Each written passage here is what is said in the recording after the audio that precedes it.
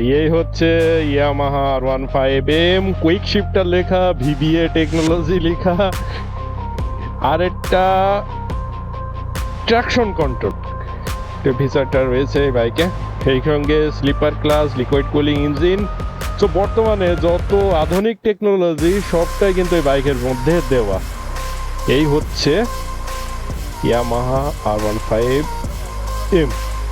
এখন রাইড করব, চলুন রাইড করতে করতে কিছু ভালো মন্দ দিক বলা যাক। বিসমিল্লাহির রহমানির রহিম। আচ্ছা, ইয়ামাহা R15M আসলে এই বাইকের রিভিউ দেওয়ার মতো যোগ্যতা বা কোনো কিছুই আমার নাই। জাস্ট ফার্স্ট ইমপ্রেশন দেওয়ার চেষ্টা করব আপনাদের মাঝে। বাইকটা খুবই স্মুথ। আসলে ইয়ামাহার বাইক সম্পর্কে কিছু বলার নাই, মানে ইন্টারন্যাশনালি খুব ভালো মানের একটা বাইক হচ্ছে এই Yamaha R15 series. So R15M recently launch করেছে তারা। যত অ্যাডভান্স টেকনোলজি এটার মধ্যে কিন্তু বিদ্যমান। এটাই কি নাই, এটাই রয়েছে quick shifter, slipper clutch, FI এবং ডুয়েল চ্যানেল এবিএস। সো আমার বাইক যে রাইড করতেছে বাইকটা ওরই ছোট ভাই। আচ্ছা, ছোট্ট একটা ইনফরমেশন, বাইকটি রাইড করে একটা জিনিস আমি ঠিক বুঝতে পারছি, সেটা হচ্ছে আমার হ্যান্ডে পেইন হচ্ছে অ্যাকচুয়ালি। এই দুই জায়গাতে, এখানে আর এখানে পেইন পাচ্ছি আমি।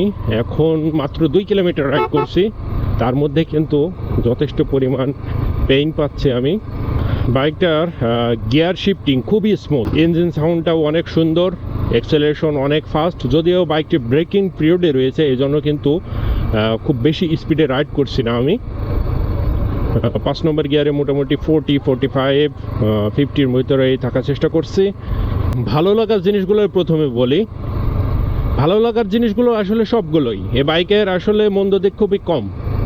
এই বাইকটিতে কি নাই? হ্যাঁ, dual channel ABS, fuel injection, এবং এবিএস হচ্ছে এই দুইটা বোসের। আর ডিস্ক ক্যালিপার সামনেরটা ভাইব্রে, পিছনেরটা নিশিনের। কালার কোয়ালিটিটা খুবই ভালো, যেহেতু এটা ইন্দোনেশিয়ান ভার্সন। আপনারা জানবেন R15M ইন্দো। তো ইন্দোর আর ইন্ডিয়ার মাঝে কিন্তু অনেক তফাৎ বিল্ড কোয়ালিটির দিক থেকে, বিশেষ করে। এবং ব্যাক চেসিসে, সুইং আর্ম, অনেক কিছুই আসলে ডিফারেন্ট। সো ইন্দো নিয়েই আজকে কথা বলবো, যেহেতু আমি ইন্দোই চালাচ্ছি। ইঞ্জিন আসলে অনেক বেশি রিফাইন্ড। ডুয়েল চ্যানেল এবিএস, সেটা তো আগেই বললাম। সেই সঙ্গে বাইকটা লুক অসাম, বাইকটা সামনে থেকে অসাম দেখা যায়। আর মন্দ দিক যদি বলতে হয়, মন্দ দিক মানে একটা আমি পেয়েছি, এটা সিটিং পজিশন। আসলে স্পোর্টস ক্যাটাগরির বাইক, এটা মেনে নেওয়াই যায়। হ্যাঁ, এটাতে কখনো লং ট্যুর দেওয়ার চেষ্টা করবেন না। লং ট্যুর দিতে গেলে কিন্তু আপনার হ্যান্ডের অবস্থা খারাপ হয়ে যাবে, তারপর আপনার কোমরের অবস্থা খারাপ হয়ে যাবে। এটাই আসলে এটার মন্দ দিক, মানে সিটিং পজিশন এটার খারাপ। আসলে এই স্পোর্টস ক্যাটাগরির বাইক হিসাবে বলবো না খারাপ, মানে আমি যেহেতু নিজে রাইড করি একটা কমিউটার সেগমেন্টের বাইক, তো সেই ক্ষেত্রে তুলনা করতে গেলে সবসময় রাইড করা এটা অনেক ঝামেলা, এবং মেইনটেনেন্স কস্টটাও অনেক বেশি পড়বে, যেহেতু এটার টেকনোলজি অনেক বেশি। এবং সেই সঙ্গে এটা প্রিমিয়াম সেগমেন্টের বাইক। বাইকটিতে রয়েছে লিকুইড কুল ইঞ্জিন, অনেক বেশি পাওয়ারওয়ালা একটা ইঞ্জিন। ইউজার এক্সপিরিয়েন্সও নেব ওর কাছ থেকে, যে ওর কাছে শুনবো বাইকটি সম্পর্কে, ওর কাছে কি কি ভালো লেগেছে, কি কি খারাপ লেগেছে, সমস্ত কিছু। আর আমার ভিডিও দুইটা পার্টে ভাগ হয়ে যাবে, একটা হচ্ছে ফার্স্ট ইমপ্রেশন, আর একটা হচ্ছে ইউজার এক্সপিরিয়েন্স রিভিউ। দেখতে হলে অবশ্যই আমার চ্যানেলে সাবস্ক্রাইব দিয়ে আমার পাশে থাকবেন। সজল অন গো। আকাশ পাতাল তফাৎ হচ্ছে এই সিটিং পজিশনে। এটা চালিয়ে আসলে অন্যরকম শান্তি লং ট্যুরের জন্য। সো ওটা ছেড়ে এসে এখন যেটা উপলব্ধি করছি আবার, সেটা হচ্ছে এটার gear shifting smoothness. Gear shifting smoothness অনেক ভালো, কিন্তু সমস্যা ওই একটাই, সিটিং পজিশন। যেটা বলছিলাম যে সিটিং পজিশনটা মোটেও ভালো লাগেনি, একটাই সমস্যা তাছাড়া আদারওয়াইজ সব কিছুই ভালো হয় বাইকের। স্মুথনেস, ইঞ্জিন, গিয়ার শিফটিং অনেক স্মুথ, লুকটা awesome look. So sitting position আসলে স্পোর্টস ক্যাটাগরির বাইক হিসাবে ঠিক আছে। হ্যাঁ, আমি যদি কমিউটার সেগমেন্টের সাথে তুলনা করতে যাই তাহলে তো ঠিক থাকবেই না, আর এটা বলাটাও আসলে বোকামি। আসলে এই প্রিমিয়াম সেগমেন্ট বাইকগুলোতে খারাপ দিক তেমন থাকে না, অ্যাকচুয়ালি খারাপ দিক থাকে না। আসলে ফিচারগুলো বলাটাই শ্রেয় বুদ্ধিমানের কাজ হবে। এটা হচ্ছে মিটারটা অনেক বড় করেছে, এর আগের ক্রিস্টাল ক্লিয়ার করেছে R15 ভার্সন 3 থেকে। তো 6,65,000 টাকা প্রাইস বাংলাদেশে, মানে টপেস্ট একটা প্রাইস রেঞ্জের বাইক হচ্ছে এই ইয়ামাহা R15M। আর তার কারণ হচ্ছে এটা বর্তমানে যত আধুনিক টেকনোলজি রয়েছে মোটো অটোর ভিতরে, মানে মোটরসাইকেল জগতে সবগুলো কিন্তু এটার ভিতরে রয়েছে। Quick shifter, slipper clutch, liquid cooling engine, double channel ABS, FI technology, সঙ্গে digital console meter, fully digital এবং অনেক বড় বিগ সাইজের একটা মিটার, সেই সঙ্গে পাওয়ারফুল একটা ইঞ্জিন। মানে সিটে বসে মজা আছে, আসলে পাছায় তেমন কোনো ব্যথা হচ্ছে না, হওয়ার কথাও না। শুধু হচ্ছে এটাতে মানে আমার হাতের পরে একটু প্রেশার পড়তেছে, এটাই প্রবলেম।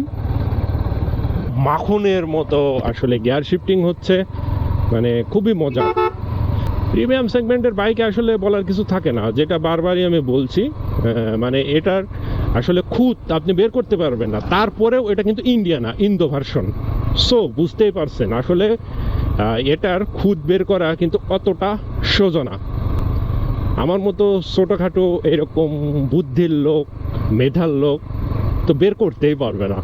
এখন একটু এনজয় করি।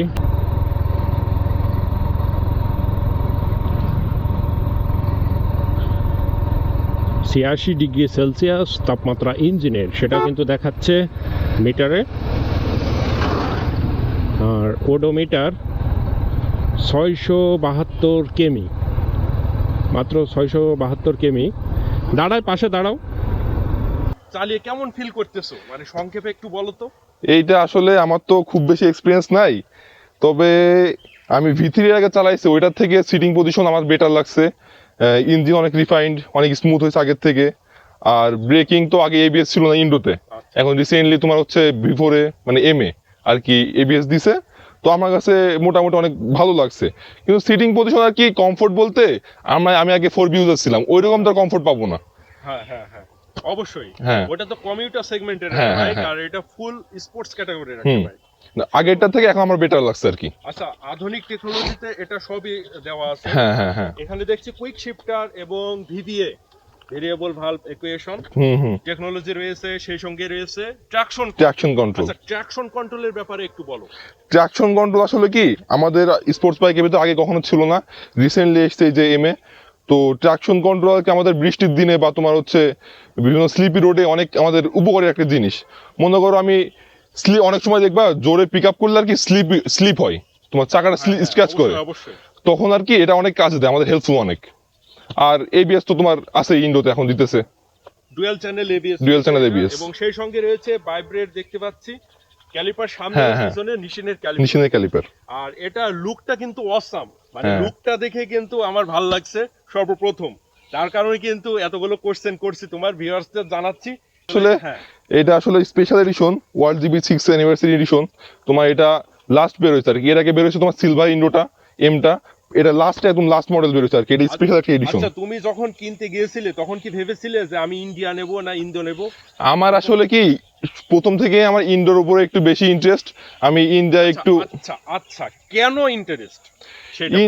ইন্ডোর আসলে ইন্ডোর সবসময় আমরা জেনে আসি যে indoor build quality, indoor engine সবকিছু আর কি ইন্ডিয়ান থেকে একটু বেটার, আমরা শুনে এসেছি আগে করে এটা। তো আমি গিয়ে যখন আমি দেখছি যে দুইটা আসলে সামনাসামনি দেখছি বা ইউজ করছি, আমি এর আগেও একটা M ইউজ করছি, ইন্ডিয়ান। তো দুইটা চালাই আমরা বুঝতে পারছি যে মানে ইন্ডোর আমার কাছে একটু বেটার লাগছে। তো আমি পরে আর কি ডিসিশন নিয়েছি যে নিলে ইন্ডোই নিব, আমি যদি ভিতরে নেওয়ার আগে তো আমি ইন্ডো নিব, এই আর কি। মানে বিল কোয়ালিটির দিক থেকে ইন্দো অনেক বেশি বেটার।